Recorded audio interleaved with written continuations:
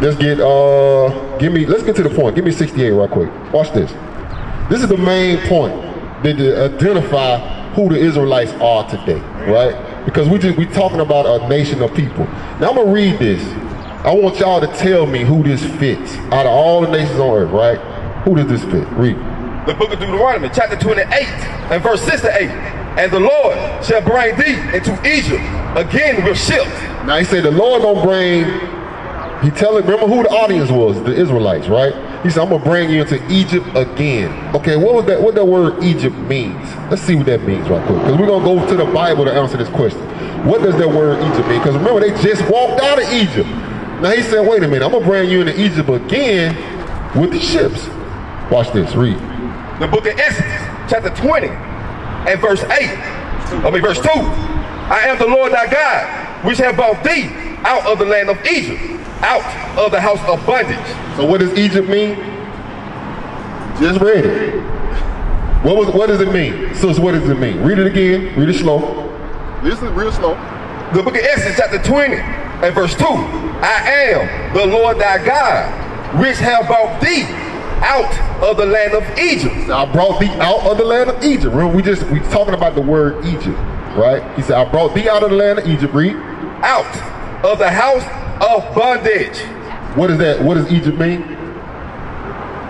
Egypt means it's basically like a jail. He brought us away from freedom. Bondage. What bondage means? What? Slavery. Right? Oppression. Those are other words. He said, I brought you out of the house. So he using that word in the other verse to explain what? Bondage, slavery, oppression. Right. So let's go back to 68. Now that's how we get the understanding of the Bible right there. Watch this. Now read it from the top. The book of Deuteronomy, chapter 28, verse 6 to 8. And the Lord shall bring thee into Egypt again with ships. He said, I'm going to bring you into slavery, bondage, again. But this time he gonna bring you with ships. He gonna bring you with what? Now who came over here on ships? Who?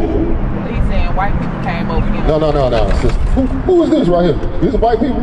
Black. No, we came over here on ships, but they were claiming they did. But the history tell us who came over here on slave ships? Because remember, you gotta look at the context. Listen, he said, I'm gonna bring you into slavery again. So who came over here as slaves on ships? Is that better? That's a better question. Who came over here as slaves on ships? We did. Who is we? Who is we? So-called blacks, right?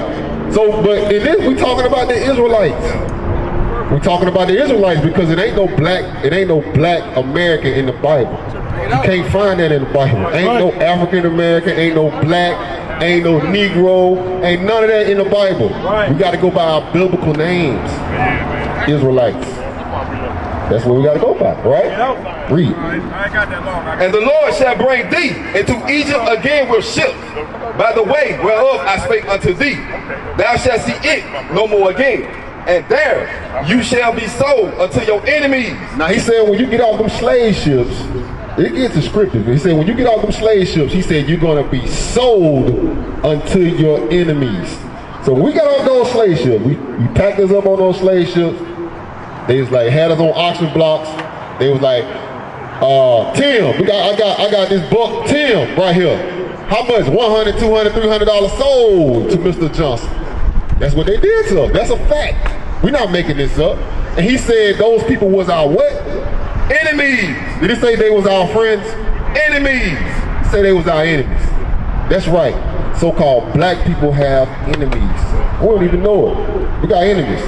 God called them enemies. I didn't call them enemies. I didn't write that. God said they are your enemies. Would your friends do you like that? Would your friends sell your kids, sell you into slavery, rape your wife, take all your possessions, shave your face and call you a boy? Would your friends do you like that? No. The real ones would. The real ones would, yeah. No, it's just a yes or no. No, your friends wouldn't do you like that. Ain't no real or nothing. Just would your friends do you like that? No.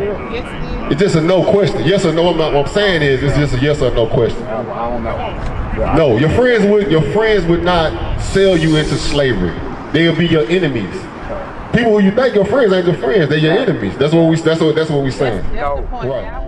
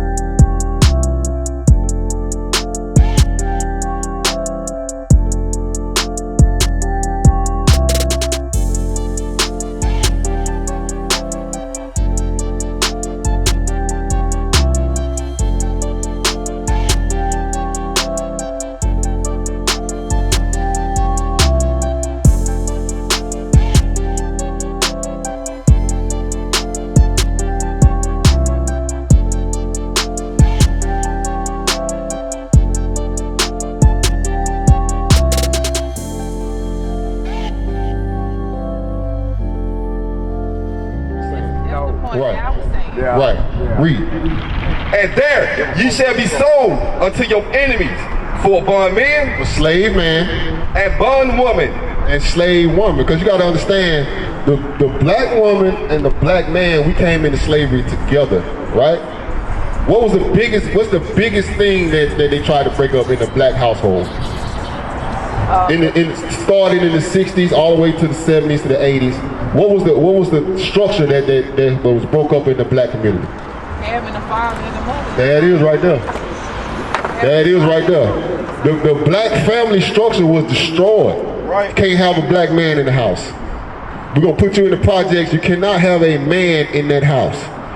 No black fathers. Most of my fathers was on drugs, and what they did with them, throw them in jail. So now we got a whole generation of young kids that has no father structure. They being raised by mothers. Not mine. I'm not saying not you, but I'm saying we gotta look at us. We gotta look at ourselves as a nation of people, right? As a nation of people, that's what we known for, not raising our kids and not marrying our women, right? Because we are the only group of people that will disgrace our women. We'll get on a record and say B, ho, ho, ho, ho, ho. That's what we do. And our women do the same thing. They'll get on there and disgrace themselves.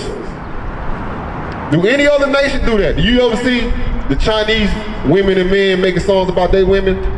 No. You ever see the white people doing that about their women and their family structure? No. We make a mockery out of it. We make a mockery out of our own selves. Because why? We curse and we don't know who we are according to the Bible. If you knew you was great, you wouldn't do that. We only do that because of our mindset of who we are. You understand? You gotta keep the commandments. Yeah, you got to keep commandments, bro. Hey, you got the flyer, right? Reach out to us, man. The information on the back. All right. Right? So you understand that, sis? And let me show you something. Give me Deuteronomy 22 and 5. We're going to go straight to it. 22 and 5. And this is for all our sisters. This is for all our sisters. Because now you will know that you're an Israelite sister, right? Say, hey, look, I learned something today. I'm not African American. I'm an Israelite, right? It's a process. We learn it. We learn it together. Right? Now that you know that you are great on this earth, so you have to start thinking different, right? And you got to start talking different, right? And also, you will have to start dressing different. I got a hint from you. You understand? I hear you. And this ain't no knock against you, all right? This is for everybody. You just standing right here today, all right? Watch this. The book of Deuteronomy, chapter 22 and verse 5. The woman shall not wear that which pertaineth unto a man. Now the Bible says the woman shouldn't wear which pertaineth unto a man. What do women wear that pertains to men? Pants. Pants, right? Tights, shorts, all that type of thing. And let me ask you a question. Why would you think that women should do that? I don't know. Well, for one, right, it shows off. If you're wearing pants, right, what are men looking at? They're looking at your body, looking at your curves, right? Most men, if you see a sister, if you're gonna see a sister half naked, right, she got on no clothes, is a man thinking, oh man, that's gonna be a great wife, or they thinking, I just want to hit it. They just want to. That's it. That's all that man thinking about. So God says marriage is honorable, right?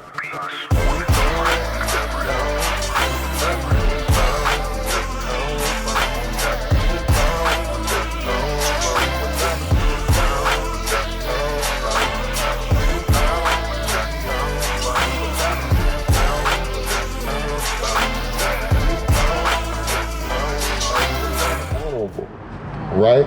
Marriage is honorable. So read it again. The book of Deuteronomy, chapter 22 and verse 5. The woman shall not wear that which pertaineth unto a man, neither shall a man put on a woman's garment. Now, it's talking about the men. It said the man shouldn't be wearing a dress. You agree with that? You agree with the woman part. And you agree with the man. All praises. That's what it's all about. So it said a woman should wear what men wear. Because why? It puts a manly spirit on you. Because you ever heard the term, I wear the pants in this house? Who's supposed to be running the house? The man. The man, right?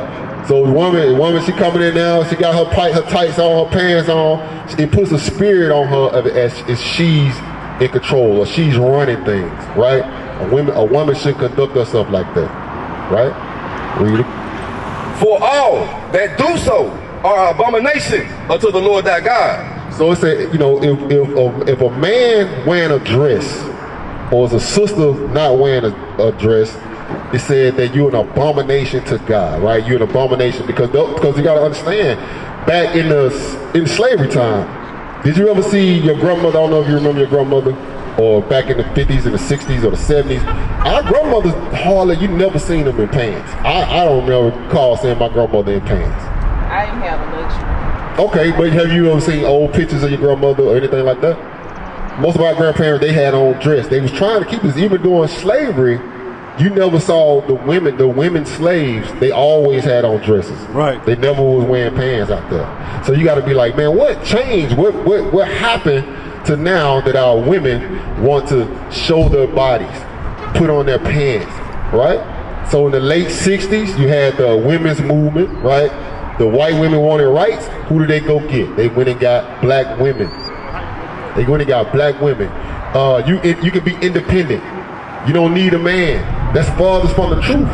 We need our men, because remember, we came into slavery what? Together. We was on the same boat. So now, why another nation gotta tell you that you don't need a man? Or even our own sisters. You got Beyonce, put a ring on it, independent woman. Guess what? She got a husband though. Cardi B out here hollering about what, this and the third. Guess what Cardi B got? She got a damn husband. She got a husband. But at the same time, the examples being set for our sisters is be single, get a bag, and do you. That's not a great example. Give me that Titus 2. Bring it out. Let's see what y'all supposed to be doing. Because now you know you're supposed to be dressing, right? How you supposed to be dressed? Hey, look, Lord, I repent. I'm gonna start wearing a modest dress. Modest. I ain't saying put on no mini skirt. We gonna start being modest. So that's what we talking about, sis. We talking about the woman's dress code. How you doing, man? So we talking about the one. How you doing, sir? We talking about the woman's dress code. How a woman, an Israelite woman, should conduct themselves, right? And how they should dress. Read. The book of Titus, chapter 2 and verse 3. The aged women likewise, that they be in behavior as becoming holiness, not false accusers. Start at verse 3. Verse 3.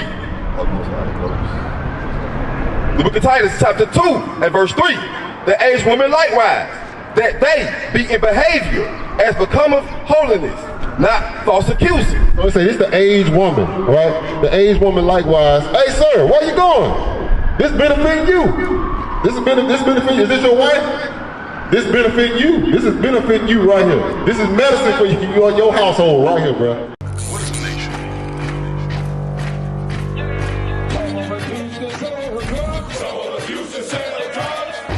Nation is men leading by example.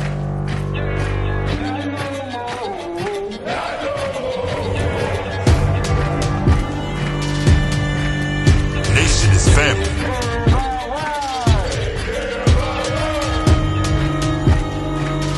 Nation is community. Nation is children with role models.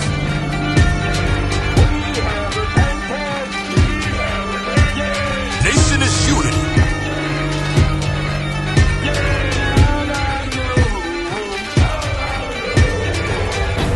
Nation is you. And